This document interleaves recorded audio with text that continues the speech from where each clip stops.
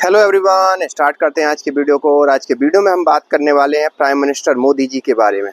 आपको मालूम होगा, भारतीय जनता पार्टी ने हाल ही में 3 बड़े-बड़े राज्यों में, मतलब 2 बड़े राज्य हैं और एक छोटा राज्य कह सकते हो आप, वहाँ पर विजय हासिल की। तमिलनाडु और केरल का एक अलग केस है, वहाँ पर बीजेपी अपने फुटप्रिंट नहीं बना पाई है और उसे अगले 10 साल लगने वाले हैं, इसमें कोई दो राय नहीं है। अन्नामलाई के नेतृत्व में थोड़ा उनका वोट परसेंट बढ़ा था, लेकिन भारतीय जनता पार्टी की भूल कहें या भारतीय जनता पार्टी के का जो प्लान कि भाई डीएमके को हटाना है, किसी तीसरे फ्रंट को अगर सत्ता में लाना हो तो ले लिया जाए, या जो कहें, जो भी उनकी पिच बिहाइंड द सीन उनकी वो रही हो एक प्रकार से रणनीति, उसके द्वारा उन्होंने क्या किया कि डीएमके को सत्ता से हटा दिया तमिलनाडु के अंदर। वो जो द्रविड़ियन पॉलिटिक्स है उससे थोड़ा सा दूर कर दिया। ये तो सारी बातें थी भारतीय जनता पार्टी के जीत की और ये सारी चीज़ें मीडिया में चल रही थी। लेकिन क्या होता है, जब आप कोई मूवी देखते हो, उस मूवी में अगर हीरो जीतता जाए तो आप ये मान के चलते हो कि हीरो जीतने लगा है और हीरो जीतेगा ही, तो उस मूवी से इंटरेस्ट खत्म हो जाता है। और यही काम हो रहा था भारतीय जनता पार्टी के साथ यहाँ पर, कि भारतीय जनता पार्टी अपना इंटरेस्ट कभी खत्म नहीं करना चाहती लोगों के दिलो दिमाग से। और हीरो का इंटरेस्ट या हीरो की हीरोपंती या हीरो बना रहे, उसके लिए विलेन का होना जरूरी है। विलेन जितना ताकतवर होगा, हीरो की हीरोपंती या हीरोगिरी उतनी ज़्यादा उसमें एक प्रकार से सही दिखाई देती है। जितना अच्छा विलेन उतना अच्छा हीरो दिखाई देगा। तो यही भारतीय जनता पार्टी अपनी रणनीति में लाती है। और उसने हाल ही में किया क्या है कि जैसे ही शांत हो गया था विपक्ष, मतलब पश्चिम बंगाल एक ऐसा किला था जैसे विपक्ष ये सोच रहा था कि भारतीय जनता पार्टी पश्चिम बंगाल को तो फतह कर ही नहीं सकती, चाहे कुछ भी हो जाए, एड़ी चोटी का जोर लगा ले, क्योंकि उनका जो मुस्लिम कोर वोटर है वो एक साथ वोट देगा, जो कि टीएमसी को वोट जाएगा। लेकिन जो हिंदू वोटर है वो कहीं ना कहीं बढ़ जाता है, कभी टीएमसी के सपोर्ट में बढ़ जाता है, कुछ कारण से वोट बढ़ जाता है और इस समीकरण को बिठाने में बहुत बड़ी बात हो जाती है। और ये समीकरण भारतीय जनता पार्टी नहीं बिठा पाएगी। लेकिन भारतीय जनता पार्टी ने न केवल समीकरण बिठाया, बल्कि बंगाल की जनता ने भारतीय जनता पार्टी को क्लीन स्वीप किया। उससे जो विपक्ष था वो एकदम शांत हो गया था। तो आपको मालूम होगा 2014 के बाद विपक्ष एक ऐसा निकम्मा टाइप का हो गया है या अकर्मण्य हो गया है कि उसे खुद के मुद्दे दिखाई नहीं देते, कभी खुद मुद्दे नहीं बना पाता।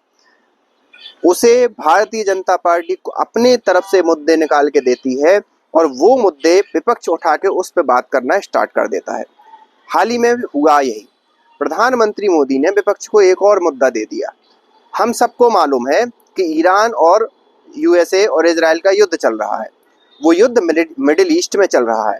उस युद्ध के कारण एनर्जी क्राइसिस हुई है, ना केवल भारत के अंदर बल्कि अलग अलग देशों में एनर्जी क्राइसिस हुई है। भारत की सरकार ने उस पेट्रोल और डीजल के दामों को कैप करके रखा है, या ये कहें कि उनको एक प्रकार से रोक के रखा है। और वो उतना जो एक प्रकार से भार है वो डायरेक्ट जनता तक अभी शो नहीं हो रहा है। लेकिन हम सभी को अंदाजा था कि यहाँ वर्तमान सरकार जो चुनाव होने वाले हैं 5 राज्यों के, उसके बाद तुरंत कुछ ना कुछ या तो प्राइस बढ़ाएगी या कुछ ऐसा करेगी कि जो लोगों के लिए एक प्रकार से झटके देने वाला होगा या महंगाई को बढ़ाएगा। उसी की शुरुआत भारत के प्रधानमंत्री मोदी ने कही और उन्होंने भाषण में, न केवल एक भाषण में बल्कि 2-3 बार उन्होंने ये कहा कि जो जन सामान्य लोग वो ना सोना खरीदें अभी 1 साल के लिए, ना पेट्रोल खरीदें, न क्रूड ऑयल का भी कम से कम उपयोग करें। और अगर आप हो सके तो जितने ऑफिस या जितनी कंपनियां हैं अगर वर्क फ्रॉम होम दे सकती हैं तो उनके लिए वर्क फ्रॉम होम का बढ़ावा देना चाहिए, ये कहा। 2-3 उसमें कंटिन्यूसली कहा। उनके अलग अलग मिनिस्टर्स ने भी यह कहा, एक्सेप्ट जो उनके पेट्रोलियम मिनिस्टर थे उनको छोड़कर।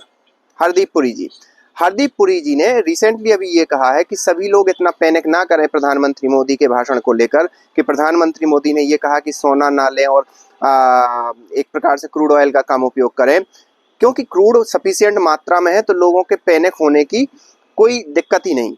अब ये तो था गवर्नमेंट का स्टैंड कि गवर्नमेंट ने लोगों को चेता भी दिया और तैयार भी कर दिया कि भैया हम प्राइस बढ़ाने वाले हैं और हो सकता है आगे आने वाले समय में प्राइस बढ़ते हुए दिखाई दें पेट्रोल और डीजल के और गैस के भी। साथ ही साथ उन्होंने एक लीपापोती भी कर दी कि भाई अभी हमें एकदम से कोई ज़्यादा घबरा ना जाए जनता। तो हरदीप पुरी जो पेट्रोलियम मंत्री निकल कर सामने आते हैं वो बताते हैं कि नहीं, अभी हमारे पास 60 दिन का रिजर्व है और 60 दिन के रिजर्व में हम व्यवस्था कर लेंगे। ये तो थी भारतीय जनता पार्टी की मैसेजिंग लोगों को ये बताने की कि वो महंगाई बढ़ने वाली है, पैसे बढ़ने वाले हैं। विपक्ष के पास जो विपक्ष एक प्रकार से सुन्न पड़ गया था, उस विपक्ष को भारतीय जनता पार्टी ने मुद्दा दे दिया कि भाई साहब अब आप शुरू हो जाओ, और हुआ भी यही। विपक्ष अब क्वेश्चन कर रहा है भारतीय जनता पार्टी से कि आखिरकार आपने ईरान, यूएसए और इजराइल के युद्ध को सही से नहीं एक प्रकार से संभाला, और उसका परिणाम ये हुआ कि हमें क्या करना पड़ रहा है। आज हमारे प्रधानमंत्री को ये कहना पड़ रहा है कि आप चीज़ों को सीधी सी बात है, मतलब क्रूड ऑयल कम खरीदो, सोना कम खरीदो, ये सारी चीज़ें करनी पड़ रही हैं। और विपक्ष भारतीय जनता पार्टी पे टूट पड़ा है कि आपको पहले से नीतियां बनानी चाहिए थी, आपको ये करना चाहिए था, वो करना चाहिए था, और एक प्रकार से जागृत अवस्था में आ गया है। ये विपक्ष जागृत अवस्था में रहेगा, भारतीय जनता पार्टी को एक प्रकार से महंगाई के लिए कोसता रहेगा, कई चीज़ों के लिए कोसेगा, और फिर आ जाएंगे पंजाब के चुनाव, और पंजाब के चुनाव में भारतीय जनता पार्टी फिर इसको अपने फायदे के हिसाब से तोड़ मड़ोड़ कर लेगी, और अंतोगत तो फायदा किसका होता है, भारतीय जनता पार्टी का होता है। यहाँ पर मैं एक और चीज़ कहूँगा कि जो एक न्यूज़ नेटवर्क है, सोशल मीडिया है, इन सब चीज़ों को भी भारतीय जनता पार्टी बहुत अच्छे से संभालती है। और न्यूज़ एंकर और न्यूज़ पोर्टल्स की एक मजबूरी होती है, क्योंकि उनके लिए सबसे ज़्यादा जो विज्ञापन होते हैं वो गवर्नमेंट के द्वारा आते हैं। अब कांग्रेस की गवर्नमेंट तो है नहीं कि वो विज्ञापन देगी न्यूज़ चैनलों को, वर्तमान गवर्नमेंट जो है वही उनको विज्ञापन देती है, भाई पैसा देती है। तो उनकी भी मजबूरी हो जाती है कि जो गवर्नमेंट की स्कीम है या गवर्नमेंट का जो एक प्रकार से पॉइंट ऑफ व्यू है वो लोगों के सामने रखे, तो वो भी कहीं ना कहीं हेल्प करता है। तो इस प्रकार से चीज़ें आगे बढ़ती हैं। अब अगर आप सोना खरीदना बंद कर रहे हो या क्रूड ऑयल बंद कर रहे हो, तो ये तो आपका अपना पर्सनल मसला है। देश में किसी भी प्रकार की कोई कमी नहीं है। आप अगर कम करना चाहते हो, खरीदना चाहते हो, देश हित में सहयोग होगा। और इन सब चीज़ों के बारे में आप क्या सोचते हो, आप हमें कमेंट करके बताइए। मिलते हैं नेक्स्ट वीडियो में, तब तक के लिए थैंक यू।